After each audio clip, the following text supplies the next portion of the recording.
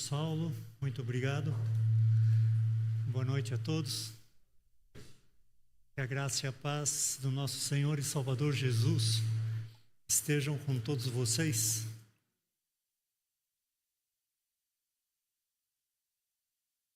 Oramos bastante aqui a respeito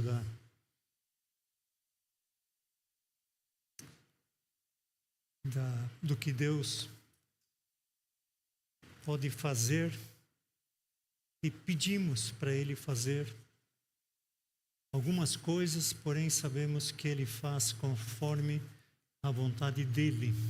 Nesse último mês, nos últimos 2 meses, observei que, como o pastor Saulo falou, nós estamos tratando a respeito, a igreja está tratando, os pastores estão tratando a respeito de resiliência. E quando o pastor Saulo me convidou, eu pensei na palavra resiliência e eu fui atrás no sentido para ver como essa palavra ela é utilizada. Ela veio da língua inglesa para a língua portuguesa e ela entrou primeiro para a língua portuguesa, mas sendo usada para materiais. Tá? Aí então nós temos, dentre os materiais, nós temos o plástico, aquilo que é capaz de ser moldado, modelado, né? Essa palavra ela vem do grego já, plástico mesmo, é a mesma palavra no grego, né? Que pode ser moldado, né? E nós temos também o material elástico. O elástico é aquele que tem a propriedade de retornar à forma primitiva depois de curvado ou comprimido, ou seja, esse material sofreu um impacto, ele volta àquilo que ele era. E por esse motivo, resolveu-se então utilizar a palavra resiliência para a pessoa também, né? No caso de material plástico, ele recebe o impacto, né? Ele fica deformado para sempre. O material plástico acontece isso, ele trinca, ele racha, ele fica reformado. Diferente do material elástico, né? Que ele recebe um impacto, volta à sua forma normal, ele tem elasticidade, volta à resistência normal, até a resistência, veja que interessante, volta ao normal como era antes do impacto, sem afetar o material. Então, por esse motivo, a palavra passou a ser utilizada para ser humano, no sentido de a capacidade que alguém tem de se recuperar ou de se organizar psicologicamente após enfrentar adversidades, problemas ou até catástrofes na vida, como infelizmente a gente tem visto, seja no Brasil, como foram as enchentes no Rio Grande do Sul, seja a questão de guerra, como estamos vendo na atualidade, e outras questões que vemos na atualidade. E pensando nisso, é que observei a possibilidade de olharmos em 2 textos aqui no livro de Atos, a respeito de servir o poder de Deus nas adversidades. Esse poder de Deus para trazer essa resiliência. Eu vou ler 2 textos com vocês. Por que eu vou ler 2 textos? O texto trata do mesmo assunto. Eu não vou ler tudo, porque senão ficaria muito longo, visto que cada texto está em um capítulo.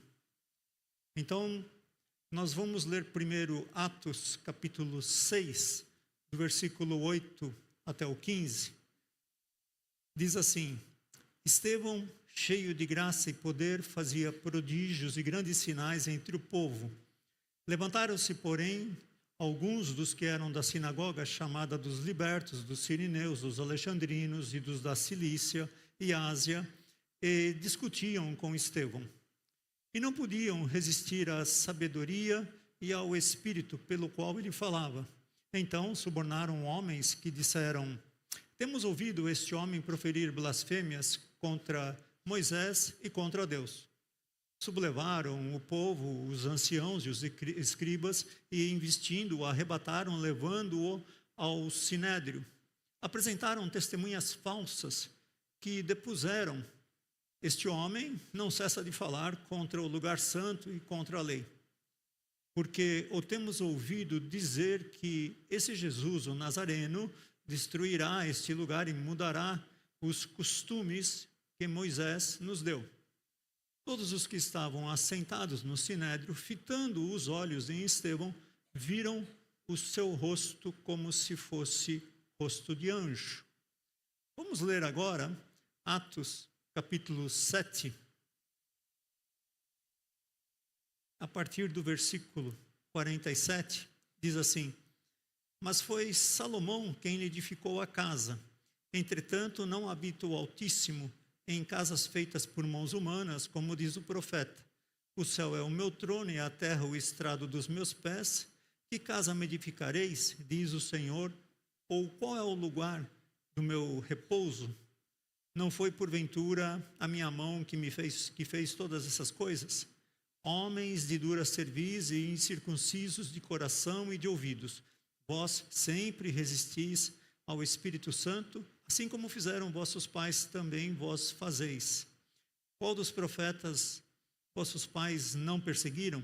Eles mataram os que anteriormente anunciavam a vinda do justo, do qual vós agora vos tornastes traidores e assassinos. Vós que recebestes a lei por ministério de anjos e não aguardastes.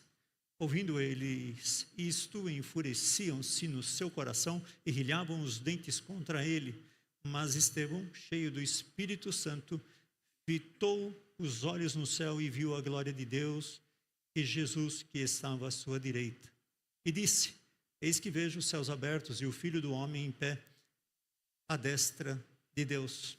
Eles, porém, clamando em alta voz, taparam os ouvidos e, unânimes, arremeteram contra ele. E, lançando-o fora da cidade, o apedrejaram. As testemunhas deixaram suas vestes aos pés de um jovem chamado Saulo. E apedrejavam Estevão, que invocava e dizia: Senhor Jesus, recebe o meu espírito. Então, ajoelhando-se, clamou em alta voz: Senhor, não lhes imputes este pecado. Com estas palavras adormeceu. Vamos orar. Senhor nosso Deus, nesse momento nós queremos clamar a Ti que o Teu Espírito Santo venha preparar o nosso coração para que juntos possamos fazer a interpretação correta da Tua palavra. Tenha misericórdia, Senhor, de cada um de nós. Dai-nos, ó Deus, a Tua orientação e a Tua sabedoria, em nome de Jesus. Amém.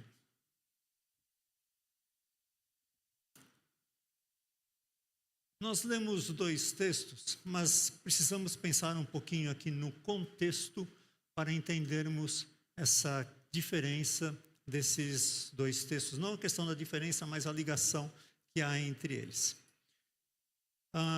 Quando lemos Atos 6, versículo 8, é necessário pensarmos um pouquinho o que estava acontecendo. Se vocês lerem depois com calma, Atos 6, versículo 1, diz que naqueles dias multiplicava-se o número dos discípulos e houve uma murmuração dos helenistas contra os hebreus, porque as viúvas deles estavam sendo esquecidas na distribuição diária. Ora, o que estava acontecendo em Jerusalém? A igreja tinha se formado. É lógico que quando nós olhamos para a história, é fácil falar a igreja em Jerusalém. Isso é até bonito. Olha a igreja primitiva, a igreja em Jerusalém. Porém, não era isso que eles viviam naquela época. Ou seja, quem é esse grupo de judeus que crê nesse tal de Jesus aí, que diz que ressuscitou? Tem um grupinho aí que está falando isso aí. Quem é? Só que esse grupinho estava orando e Deus estava usando essas pessoas para fazer milagres, para curar outros. É isso que estava acontecendo. E o que ocorre é que em Jerusalém havia muitas viúvas. E o texto diz aqui no versículo 1, Atos 6:1, que houve uma murmuração dos helenistas. Quem são esses helenistas? Eram judeus que eles tinham morado fora de Jerusalém. Em Jerusalém falava-se aramaico, mas por eles terem morado fora de Jerusalém, eles tiveram que aprender a falar o grego. Por quê? Porque eles tinham que negociar. Moravam longe de Jerusalém. E ao negociar, eles tinham que dialogar. Então aprenderam a falar o grego. Por isso, judeus helenistas. Helen significa grego, né? Em grego, Helen é grego, né? Então, com o passar do tempo, surgiram alguns escritos, algumas crenças de que quem morresse em Jerusalém ressuscitaria no dia do juízo final. Por causa disso, começou a ocorrer um retorno de judeus para Jerusalém. Aqueles que moravam longe, aqueles que falavam grego, começaram a voltar para Jerusalém. Só que em Jerusalém, muitas vezes, o marido lá trabalhando, algo assim, acabava morrendo e ficavam as viúvas. E não tinha assistência social para as viúvas. Alguns historiadores falam que o templo em Jerusalém fazia assistência social, outros dizem que não, então há uma divergência nessas ideias. Mas o que a gente percebe é que essas viúvas realmente estavam precisando de um auxílio diário. Quem percebeu isso? Os judeus cristãos. Judeus cristãos helenistas também. Judeus cristãos que falavam grego. Então aí nós temos judeus cristãos que falavam aramaico, judeus cristãos que falavam grego na igreja em Jerusalém. E ocorre um problema. Qual é o problema? Essas viúvas estavam deixando de receber essa contribuição diária. Não sabemos aqui se é dinheiro ou alimento, a palavra no grego aqui não deixa claro, mas elas estavam sendo esquecidas, o texto diz aqui. E aí o que acontece? O versículo 2 diz que os 12, estamos falando aqui dos apóstolos, convocaram então a comunidade e falaram o seguinte: olha, não é bom que a gente deixe de lado a palavra de Deus para servir as mesas. Ou seja, para entrar nessa questão da ação social. Não é bom que façamos isso aí. Então, irmãos, escolham aí entre vocês quem? Vocês, judeus de fala grega, entre vocês aí, escolha aí 7 homens de boa reputação, cheios do Espírito Santo e de sabedoria, os quais serão encarregados aí desse serviço e ajudar essas viúvas. Então, essa era a situação da igreja em Jerusalém. E aí os apóstolos falam no versículo 4, olha, nós vamos nos consagrar à oração e ao ministério da palavra. Então, nós continuaremos pregando, os apóstolos falando, e vocês cuidem das viúvas, vocês judeus de fala grega. Bom, o versículo 5 fala que isso agradou a toda a comunidade e elegeram Estevão, homem cheio de fé e do Espírito Santo, e aí os demais, Filipe, Prócoro, Nicanor, até um prosélito de Antioquia, né? Alguém que tinha ido para a religião judaica, mas ele era de Antioquia. Todos os nomes aqui são gregos.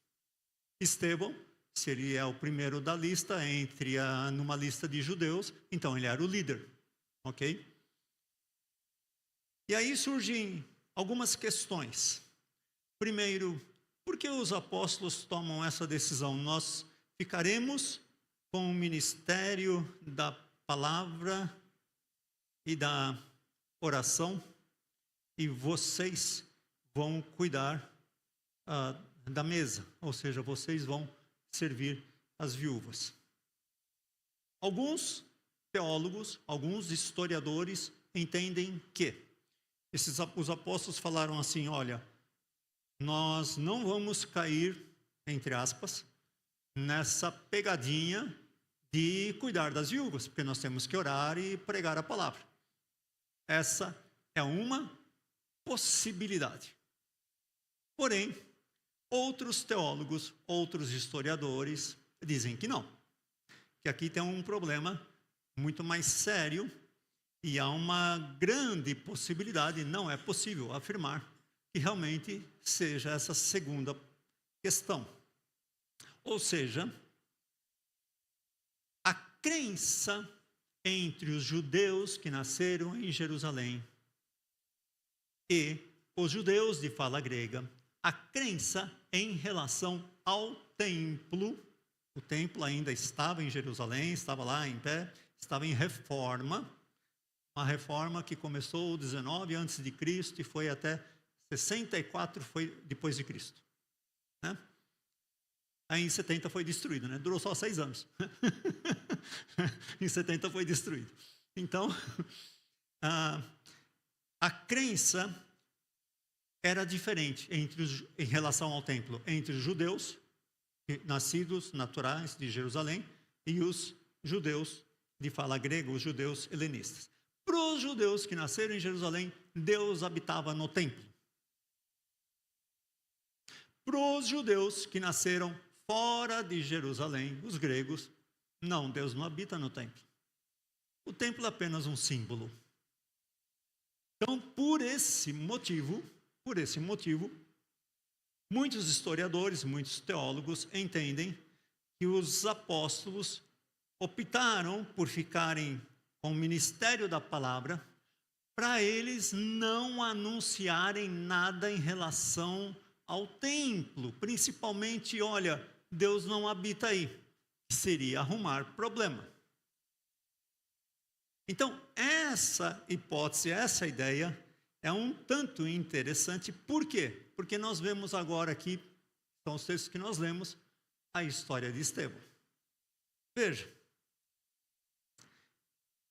até o versículo 7, no capítulo 6, diz que está indo tudo muito bem. Crescia a palavra de Deus e em Jerusalém se multiplicava o número dos discípulos. Também, olha que coisa, muitíssimos sacerdotes obedeciam à fé. Gente, sacerdotes. Esses caras estavam muito bravos com Jesus. Esses homens estavam se convertendo.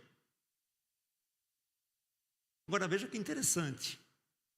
Entendendo que foi Lucas que escreveu Atos, nesse momento, no versículo 7, Lucas para de falar como estava indo a igreja e começa a falar de Estevão. Ele rompe a narrativa dele e foca só em Estevão. Ele só retoma isso no capítulo 8, Atos capítulo 8, versículo 2. Ele parou e foca em Estevão. Por quê? Eis a questão. São os textos que nós lemos aqui. Versículo 8 diz que Estevão, cheio de graça e poder, fazia prodígios e grandes sinais entre o povo. Sem dúvida, né? Nós já lemos lá no versículo 5 que homem cheio de fé e do Espírito Santo, Estevão. No versículo 5 já fala isso. Mas aí vem uma questão. Mas Estevão, ele era o líder. Ele não tinha que ficar cuidando das viúvas? O que esse homem está falando? Por que esse homem está pregando? Ele foi colocado como líder dos outros para cuidar das viúvas. Não é para ficar falando.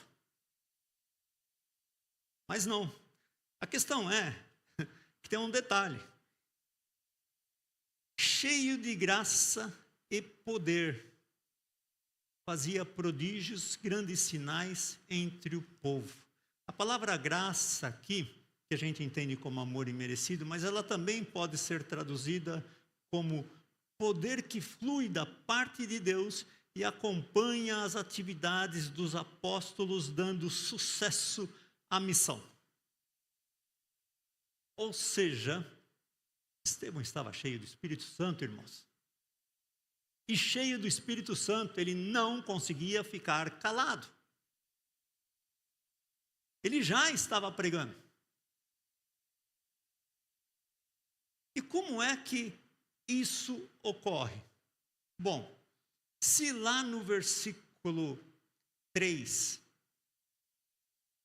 no versículo 2, 3 e 4, no versículo 4 principalmente, quando eles falam, os apóstolos, nós nos consagraremos à oração e ao ministério, ou seja, ao ministério da palavra, ou seja, Estevão e os demais judeus de fala grega estavam orando e estavam pregando o evangelho. E Deus estava fazendo milagres. Esse homem não conseguiu ficar quieto. E aqui vem algo que podemos refletir em nossa vida. Como nós estamos? Como estamos orando? Estamos cheios do Espírito a ponto de ferver o nosso coração para falar de Jesus para alguém? O que fez esses homens, no caso Estevão, não parar de falar? O poder do Espírito. E como se consegue isso? Eles estavam orando. Eu me lembro aqui, em um domingo, o pastor Anderson pregando, acho que ele nem lembra disso, quando ele falou, se nós quisermos vencer o pecado, não é com pregação, não é com oração de almoço. Acho que ele nem lembra disso. Não é com oração de almoço, mas sim gastando tempo em oração. Eu me lembro uma vez o pastor Saulo pregando e disse a necessidade de ocorrer um avivamento. Aqui estava tendo um avivamento. Mas como isso ocorre? Oração. E eu me utilizo aqui das palavras do pastor Anderson, realmente não é oração de 30 segundos na hora do almoço. Não é tempo de oração. E quando nós falamos de tempo de oração, nós estamos falando de você ter que levantar mais cedo, porque você vai precisar orar. Você vai precisar conversar com o Pai. E você vai precisar gastar tempo na presença dEle. Não há como. Não há como nós falarmos da fé em Deus sem conversar com Ele. Quando eu estava falando lá no acampamento em Sumaré a respeito de oração, eu disse a respeito de um exemplo que eu vi. Aqui quem é casado pode dizer isso, ou então um pai a respeito do filho, ou filho a respeito do pai. Vamos supor, você, marido, se você estiver aqui, você sabe que a sua esposa não está aqui, mas de repente você ouve a voz da sua esposa, você não viu a sua esposa, mas você só ouviu a voz. Você sabe que é ela, pela voz. Isso pode ocorrer o pai com o filho com a mãe, pode ocorrer. É uma pessoa que você tem aquele convívio, que você conversa todo dia. Você tem essa percepção de saber. É a voz da minha esposa, é a voz da minha filha, é a voz do meu marido. Você tem essa percepção. Agora, se você não conversa com Deus todos os dias, se você não gasta tempo na presença dEle, é muito difícil saber qual é a voz dEle. É muito difícil ter essa percepção, essa clareza da voz de Deus, quando o Espírito Santo está falando no meu coração, no seu coração. Isso é fundamental. Não há como. Joseph Alleine, autor do livro Um Guia Seguro para o Céu, 1847, Inglaterra. Quando ele vai iniciar o ministério dele,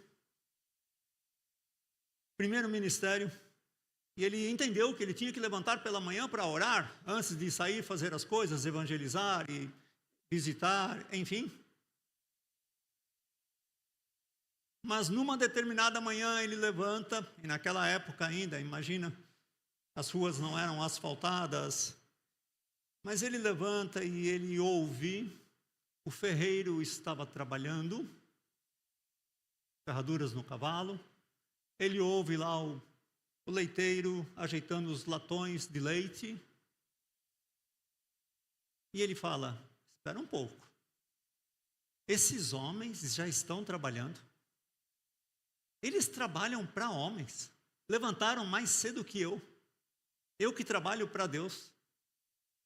Isso nós estamos falando de 1847, é lógico que isso hoje seria muito difícil, visto que há serviços 24 horas aí, né? Não tem como.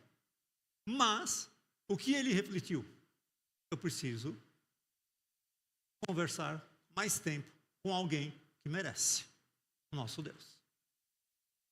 Então aqui nós encontramos um Estevão nessa situação, ou seja, alguém cheio do poder, alguém cheio do Espírito Santo, não tinha como ficar quieto. Bom, se não tem como ficar quieto, o inimigo tem que fazer alguma coisa. O que o inimigo faz? Alguns judeus, o versículo 9, que eram de outras sinagogas. Vamos lembrar que à medida que os judeus iam de outras cidades para Jerusalém, ali ele acabava criando uma sinagoga. Mais ou menos como temos em São Paulo hoje, por exemplo, uma igreja batista chinesa, igreja batista hispânica, enfim. Então, é comum as pessoas se unirem na mesma comunidade por questões culturais, né? A gente sabe disso. E havia, nessa época, em Jerusalém, havia muitas sinagogas. Os números são assim, uns são 50, 60 sinagogas, outros são números estratosféricos, mas realmente havia várias sinagogas. E o que acontece é que essas pessoas estavam discutindo com Estevão, as pessoas dessas sinagogas, esses judeus, estavam discutindo com ele. Mas o versículo 10 diz, não podiam resistir à sabedoria e ao espírito que ele falava. Né? Então veja, o versículo 10 fala da sabedoria que ele falava, mas nós precisamos lembrar de Lucas 21:15, que também Jesus fala isso. O Espírito Santo vai dar sabedoria para vocês quando vocês serão perseguidos e terão que responder nas sinagogas. E aqui estava. Já estava acontecendo com Estevão. E veja que sinais, maravilhas, estavam ocorrendo por meio da sua pregação, por meio das suas palavras, por meio das suas orações, né? Prodígios, né? Algo que não é natural, né? Algo diferente. Né? Olha lá em Lucas 21:15, quando Jesus fala, porque eu vos darei boca e sabedoria, a que não poderão resistir, nem contradizer todos quantos se vos opuserem. Isso estava acontecendo com Estevão. Bom, o inimigo, vendo que não conseguia parar Estevão, o que faz? Subornaram homens que disseram, temos ouvido este homem proferir blasfêmias contra Moisés e contra Deus. Ora, não havia como parar Estevão, então eles sublevaram o povo, né? Subelevaram, né? De baixo para cima, ou seja, fizeram um movimento como se fosse uma revolta, uma revolução. Os anciãos, os escribas, pegaram Estevão e levaram ao Sinédrio.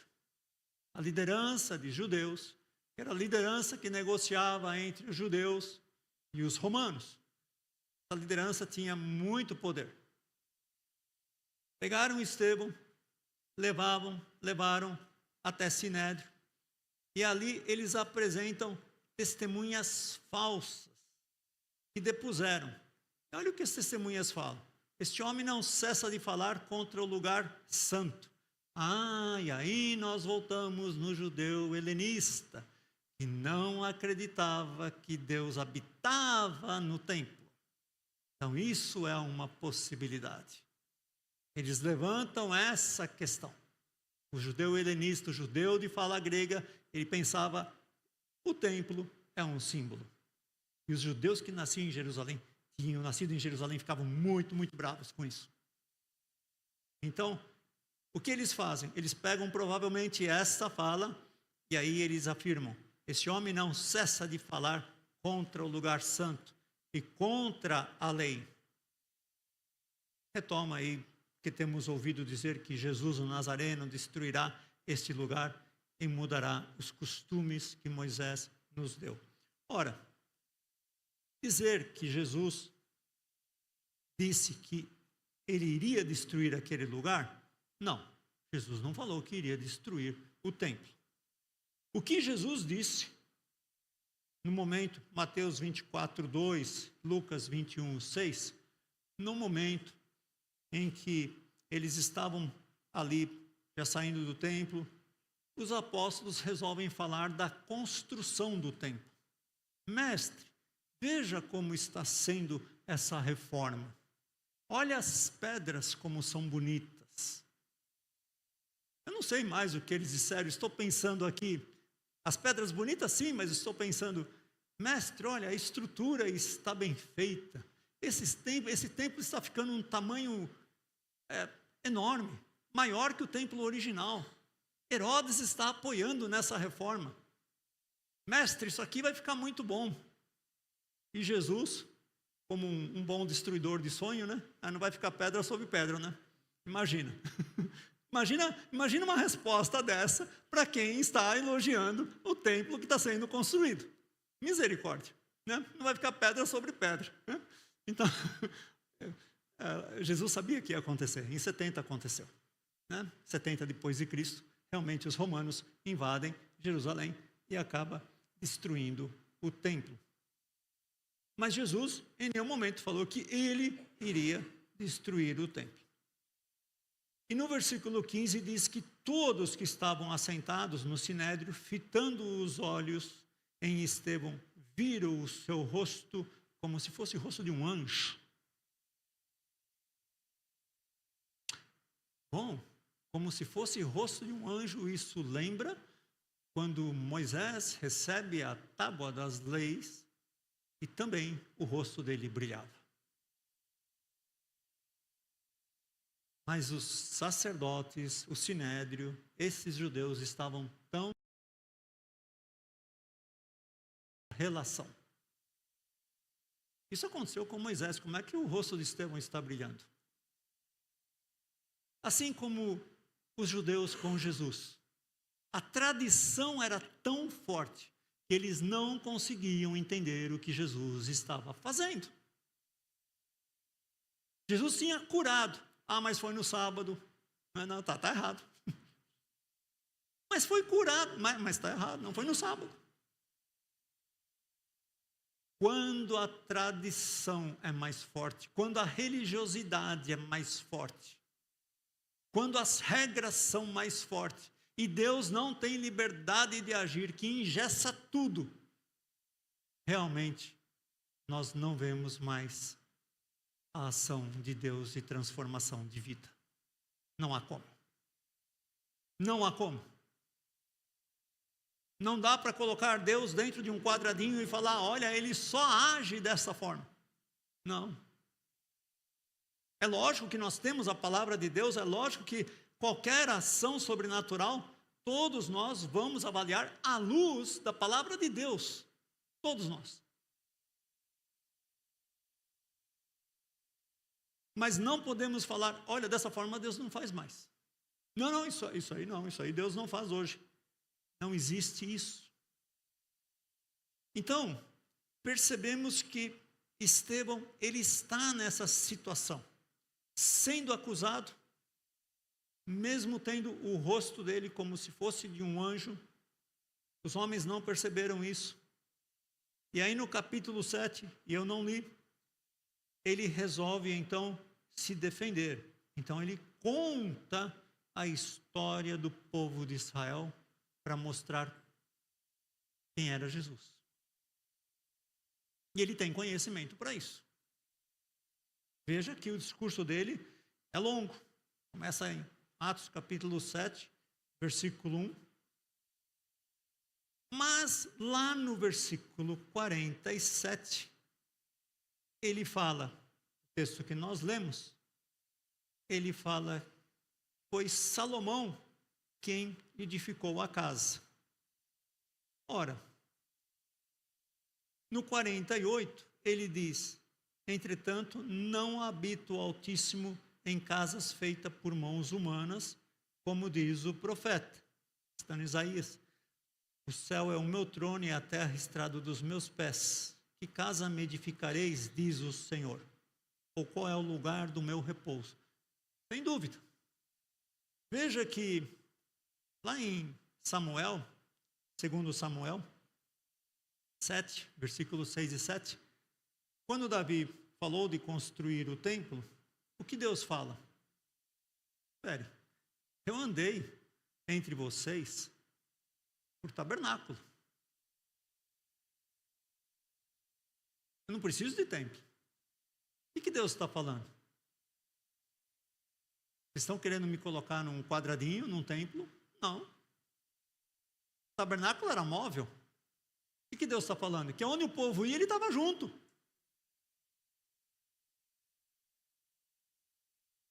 Imagina nós crermos que Deus habita aqui. Acaba o culto, todo mundo se despede de Deus e vai embora.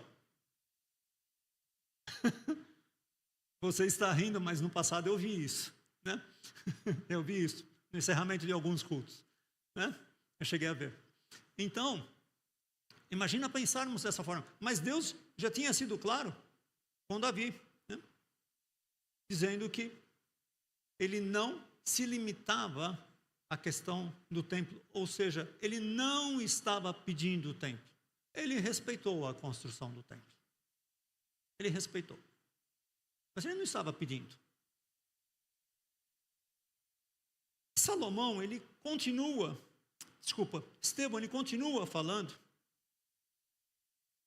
E nesse momento, ele começa a falar a postura daqueles homens. Tanto no versículo 51, no versículo 52, no versículo 53. Ora, à medida que ele foi falando que aqueles homens estavam rejeitando a palavra de Deus, aqueles homens tinham rejeitado os profetas, aqueles homens agora tinham rejeitado Jesus, à medida que ele fala isso, o versículo 54 diz que eles se enfureciam no seu coração, pilhavam os dentes contra ele. E aí é algo muito interessante. Estevão cheio do Espírito Santo, e aí nós vemos, irmãos, essa resiliência. Veja que o ministério de Estevão, ele estava lá orando, pregando, e sugeriram então que ele cuidasse das viúvas, que fosse o líder dessa equipe. Ele poderia ficar abatido. Então não posso pregar mais? Então deixa. Não vou fazer mais nada, não. Eu vou só cuidar das viúvas aqui. Mas não, ele estava cheio do Espírito. Olha a resiliência sob o poder de Deus, o que ocorre com Estevão. Ele continua pregando e daí levam ele até o Sinédrio e ali ele resolve ensinar, ele resolve explicar o que ele estava falando, quem era esse Jesus. Ele conta toda a história de Israel. Agora no versículo 54, 55, a gente percebe que essa resiliência dele ainda está ali presente. Porque o versículo 55 diz, mas Estevão, cheio do Espírito Santo, fitou os olhos no céu e viu a glória de Deus e Jesus que estava à sua direita.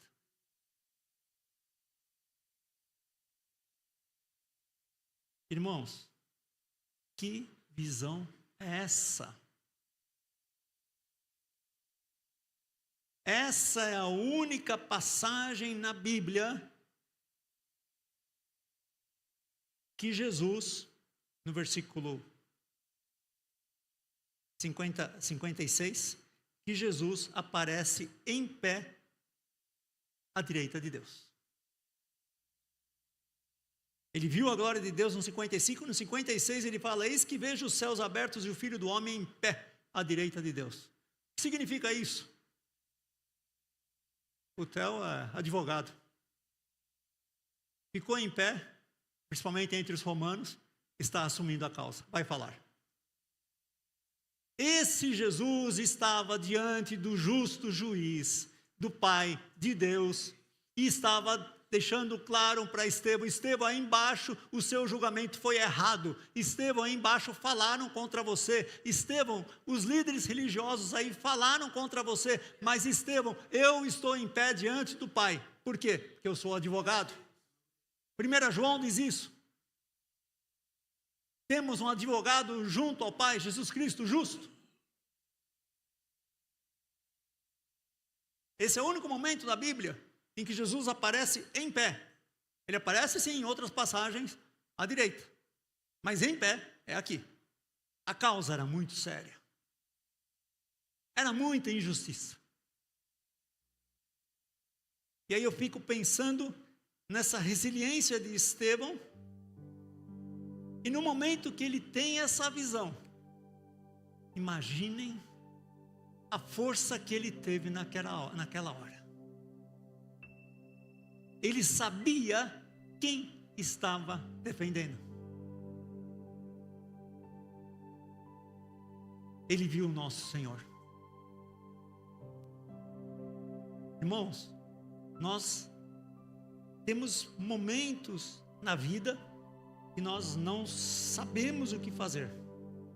Mas digo a vocês, a importância de estarmos orando, a importância de estarmos buscando a Deus, porque nos momentos de injustiça, Jesus, o mesmo Jesus, Ele está olhando para a sua situação. Ah, mas foi injusto, foi. Só que Deus não está vendo como injusto. Deus está vendo algo além disso. Deus está trabalhando na sua vida. Deus está ensinando.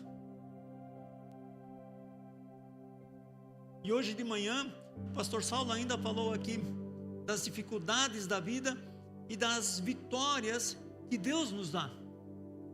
Me lembro, na pregação hoje pela manhã, o pastor Saulo deixando bem claro. E aí nós olhamos para a vida de Estevão. Ah, mas Estevão não teve vitória? Será que não? Pelo fato dele ter morrido? Por que eu, Senhor? Foi ele. Mas ele estava cheio do Espírito Santo a ponto de ser apedrejado. E ainda quando ele se ajoelhou, em alta voz ele falou: Senhor, não lhes impute este pecado. Ele estava ainda perdoando aquelas pessoas que estavam apedrejando ele. O que faz um ser humano chegar a esse ponto? Somente o Espírito Santo. Somente o poder de Deus. Ah, então ele não recebeu a vitória? Será que não? Primeiro ele viu quem estava intercedendo por ele. Jesus estava em pé. Segundo, ele foi morar com Jesus. E terceiro, é depois dessa morte, e no versículo 3, diz que, versículo 4, capítulo 8, versículo 4, diz que os que foram dispersos iam por toda parte pregando a palavra. Irmãos, a morte de Estevão, por mais triste que seja para nós, mas a morte de Estevão resultou na pregação do Evangelho, resultou em missões, resultou na evangelização. A igreja se espalhou. Até o momento a igreja estava concentrada ali em Jerusalém.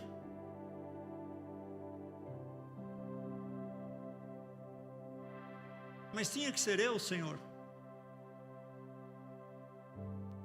Deus capacitou Estevão. E na sua resiliência, ele enfrentou esse momento.